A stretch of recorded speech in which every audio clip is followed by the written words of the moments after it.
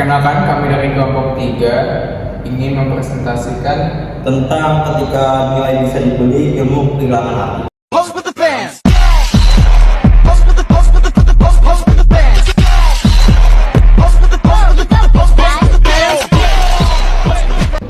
Latar belakang dari pembuatan poster ini berasal dari rasa keprihatinan kami terhadap maraknya penyalahgunaan dan penyimpangan yang terjadi dalam sivitas akademika, terutama dalam kegiatan organisasi mahasiswa, penelitian, kolaborasi tim, dan integritas akademik di lingkungan kampus. Kami hadir membawa ide yang tertera dalam poster berikut untuk ikut serta dalam upaya-upaya menjaga integritas nilai-nilai budaya, anti korupsi, norma-norma yuridis, dan HAM dalam konteks pendidikan kewarganegaraan untuk kepentingan akademik bersama. Seperti yang kita ketahui bahwa sikap-sikap korupsi masih tersebar luas di lingkungan akademik, baik dari sisi tata kelola, penelitian, maupun kegiatan akademik.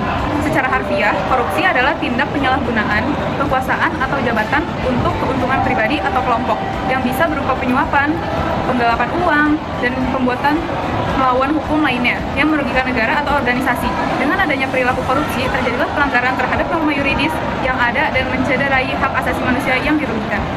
Nah, norma yuridis ini merujuk pada aturan hukum yang memiliki kekuatan mengikat dan diterapkan oleh pemerintah untuk mengatur tindakan individu atau kelompok dalam masyarakat. Dalam kasus tindak korupsi ini, norma yuridis ini berupa sejumlah peraturan yang melarang serta memberikan sanksi terhadap tindakan memanfaatkan kekuasaan, kekayaan, atau sumber daya demi kepentingan pribadi sehingga merugikan kepentingan umum. Di Indonesia, contoh norma yuridis adalah yang relevan adalah Undang-Undang Nomor 20 Tahun 2001 tentang pemberantasan tindak pidana korupsi. Nah, hak asasi manusia di lingkungan kampus ini seperti perlakuan tidak adil terhadap mahasiswa berdasarkan latar belakang mereka atau penolakan terhadap akses pendidikan yang sama. Nah, seringkali berasal dari tindakan korupsi yang semakin merajalela. Contohnya itu praktik suap, nepotisme, atau penggunaan dana beasiswa secara tidak tepat oleh pihak kampus menuju ke ketidakadilan sistematik. Nah, misalkan seorang dosen menerima uang untuk memprioritaskan mahasiswa tersebut. Ini tidak hanya melanggar hukum, tetapi juga mengabaikan hak dasar seperti kesetaraan dan hak untuk mendapatkan pendidikan. Dampak negatifnya yaitu adalah merusak integrasi akademik, memperarah siklus korupsi, serta merugikan kepercayaan masyarakat kampus secara keseluruhan.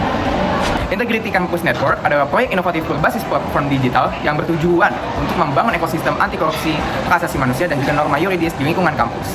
Proyek ini menggabungkan teknologi seperti aplikasi mobile, sistem AI, dan platform kolaboratif untuk memperkuat nilai-nilai tersebut dalam organisasi mahasiswa, integritas akademik, dan kegiatan penelitian.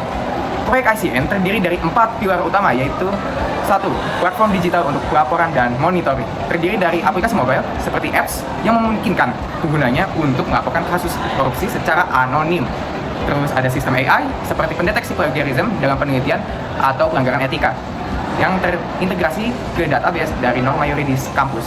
Terus ada fitur dashboard real time untuk organisasi mahasiswa yang bisa melacak laporan dan respons sehingga mempromosikan transparansi akuntabilitas. Kedua, ada program pendidikan seperti serangkaian workshop online atau offline tentang nilai-nilai anti korupsi, hak asasi manusia, dan norma yuridis yang disesuaikan dengan konteks akademik.